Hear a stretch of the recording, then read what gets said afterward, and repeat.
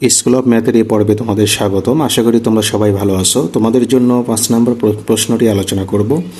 এ প্রশ্নে বলা হলো, নিচের ছবিতে মেঝেটি 12 ইঞ্চি বর্গাকার সিরামিক টাইলস দ্বারা ঢাকতে হবে। প্রতি সারিতে টাইলস সংখ্যা তার পূর্বের সারি থেকে একটি করে কম থাকবে। তো আমরা এখানে দেখতে পাই যে প্রথম দেখো এখানে সারি আসলে কয়টা সেটা আগে দেখব। 1 2 3 4 5 6 7 8 9 10 11টা সারি। তাহলে এগুলো হলো আমাদের সারি। এভাবে সারি হলো কয়টা? 11টা। ধরো এটা হলো আমার প্রথম সারি। তাহলে প্রথম সারিতে প্রথম সারির যে দৈর্ঘ্য সেটা হলো তোমার 20 ফুট। একেবারে 11 নাম্বার যে সারি, 11তম সারির দৈর্ঘ্য হলো কত ফুট? 10 ফুট। সেক্ষেত্রে আমরা এখানে একটা হিসাব বের করতে পারি। কতে যেটা বললো, মেঝেটি ঢাকতে মোট কতগুলো টাইলস লাগবে সেটা তোমাকে বের করতে হবে। আমাদের এই মেঝে ঢাকতে আসলে টাইলস লাগবে কতগুলো সেই সংখ্যাটা আমরা বের করব। তো আমাদের কিন্তু এখানে বলা হলো যে এই টাইলসগুলো হলো কি বর্গাকার, এবং এই টাইলসগুলো দৈর্ঘ্য হলো তোমার কত? 12 ইঞ্চি। 12 ইঞ্চি দৈর্ঘ্য এবং প্রস্থ 12 ইঞ্চি। আর 12 ইঞ্চি মানে কি? 1 ফুট। তার মানে দৈর্ঘ্য হবে 1 ফুট, প্রস্থ হবে 1 ফুট। একটা করে টাইলস, ধরো আমি যদি এখানে একটা টাইলসের চিত্র নেই, এগুলো বর্গাকার হবে। বর্গাকার, ধরো এটা 12 ইঞ্চি মানে কি? 1 ফুট। এটা 1 ফুট দৈর্ঘ্য, প্রস্থতলে 1 ফুট। 12 ইঞ্চি মানে কিন্তু 1 ফুট। এরকম আসলে কতগুলো টাইলস লাগবে সেটা আমরা বের করতে চাইলে আমাদের যে কাজটি করতে হবে সেটা হলো, প্রশ্নে কিন্তু বলেই রাখছি যে প্রতি সারিতে টাইলস সংখ্যা তার পূর্বের সারি থেকে একটি করে কম থাকবে।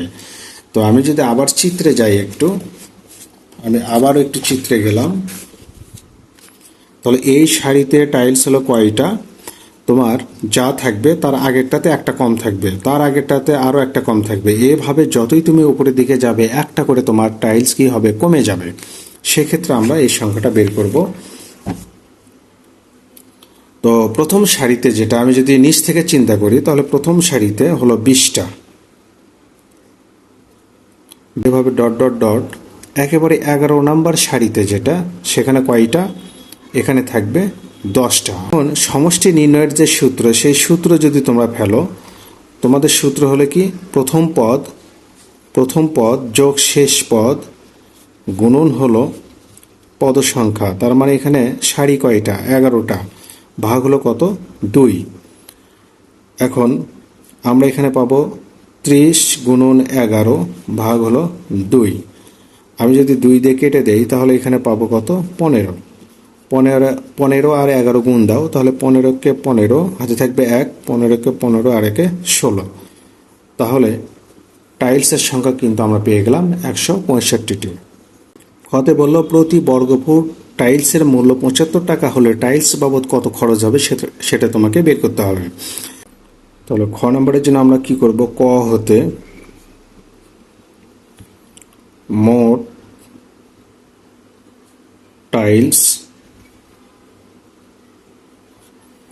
আমরা পেলাম কয়টি? 165টি। আমরা কি করব?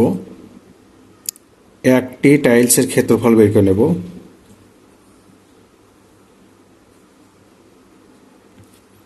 ক্ষেত্রফল যেহেতু বর্গাকার, তাহলে কিন্তু এখানে দৈর্ঘ্য 1, প্রস্থ 1, তার মানে কি? 1 বর্গ ফুট।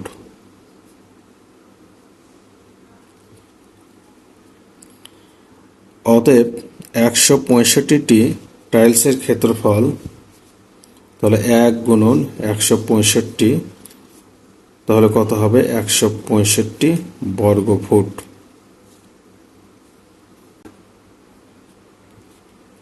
মূল্য 75 টাকা।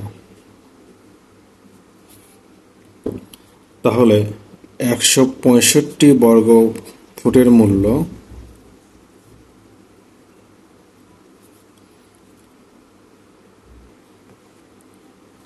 তাহলে 75 গুণন হলো 165, তাহলে আমরা পেলাম 12,375। 12,375 টাকা।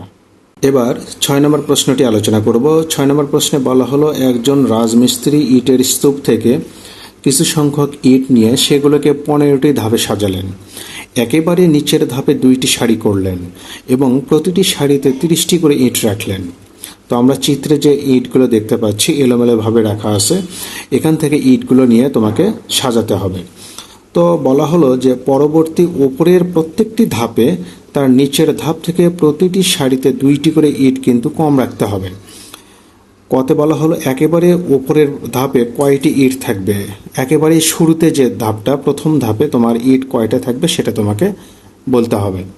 তো আমি এখানে তোমাদের প্রশ্ন বোঝানোর স্বার্থে একটা চিত্র নিলাম, তোমাদের কিন্তু এই চিত্র অঙ্কন করতে হবে না, এটা জাস্ট বোঝার জন্য আমি নিলাম।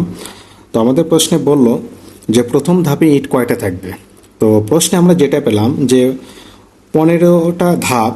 তো এই 15তম ধাপে সারি হলো 2টা, এটা একটা সারি এটা একটা সারি। এই সারিতে থাকবে হলো 30টা, এই সারিতেও থাকবে 30টা। তাহলে 15তম ধাপে আমার ইট হবে কয়টি? ইট হবে 60টি। কয়টা ইট পেলাম? 60টি ইট পেলাম। তাহলে 14তম ধাপে কয়টা হবে? কিন্তু বলে রাখলো যে 15তম ধাপের আগের যে ধাপ 14তম ধাপে প্রত্যেকটি সারিতে 2টা করে ইট কম থাকবে। তার মানে এখানে দেখো 30, এখানেও 30, তাহলে 2টা করে কম মানে কি? এখানে থাকবে 28, এখানেও থাকবে 28। তাহলে এই 2টা যোগ করলে কয়টি হবে? 28 দুগুণ 56, এতটি। এর উপরের যে ধাপ 13তম ধাপ, তাহলে এখানে আবার প্রত্যেকটি সারিতে 2টা করে কম, সেক্ষেত্রে 2টা করে কম মানে কি? এখানে 26, এখানে 26, এই 2টা যোগ করলে হবে কত? 52টি। এইভাবে চলতে চলতে একেবারে যদি তুমি প্রথম ধাপে যাও তাহলে তোমার ইট হবে কয়টি? 2টি। তার মানে তোমার ইট হবে 4টি। তো আমি আরও একটু বলবো, আমরা এখানে যদি একটু খেয়াল করি 15তম ধাপে আমার হলো 60টি। তার মানে কি? আমরা যদি চিন্তা করি যে 4 15 60 পেলাম, ভালো। 14তম ধাপে যেহেতু এখানে 2টা কম, এখানে 2টা কম, এই যে 2টা কম মানে কি 4, 2 আর 2 যোগ করলে কত হয়? 4 হয়। তার মানে কি 4 14 56। আবার 13তম ধাপ মানে কি? আমি এই ধাপকে কিন্তু 4 দিয়ে গুণ করবো, করলে কিন্তু আমি ইটের সংখ্যা পাবো। তাহলে 13তম ধাপে এখানেও আমি কিন্তু এখানে 13কে 4 দিয়ে গুণ করব, গুণ করলে আমি কত পাবো? 4 13 52 পাবো। এইভাবে চলতে চলতে আমি যদি প্রথম ধাপে যাই, প্রথম ধাপে আমার প্রথম মানে কি 1, আমি 4কে 1 দিয়ে গুণ করলে আমি কত পাবো? 4 1 কে 4, মানে কি প্রথম ধাপে আমরা ইট পাবো 4টি। তো আমরা এখানে সরাসরি যেটা লিখব, আমরা 6-এর কতে লিখব। 6-এর ক, প্রথম ধাপে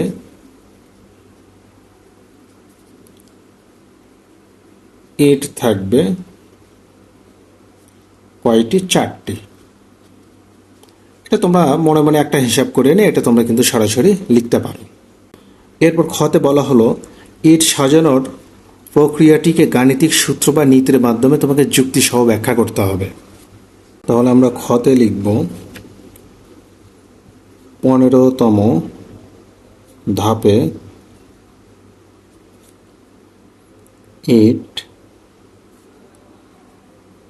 কয়টি? 60টি। এই 60কে কিন্তু আমরা লিখতে পারি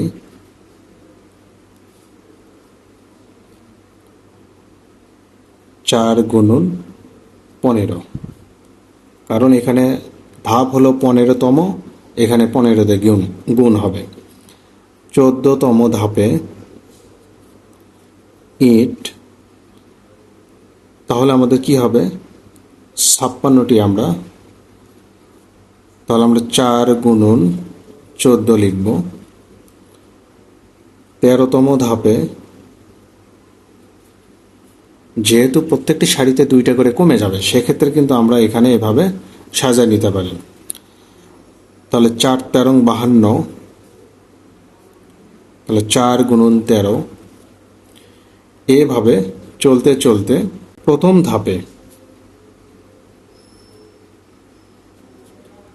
আমরা ইট পেলাম, তাহলে প্রথম ধাপে ইট হলো আমাদের 4টি, তাহলে 4 গুণন 1 লিখতে পারি। এইভাবে n-তম ধাপে ইট হবে কি 4n। তো সেক্ষেত্রে আমরা এখানে কিন্তু গাণিতিক যে সূত্র পেলাম সেটা হলো এটা।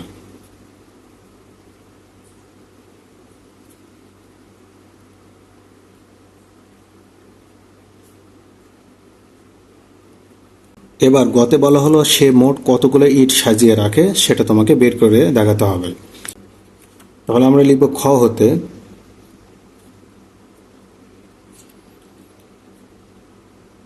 আমরা খতে যেটা পেলাম প্রথম ধাপে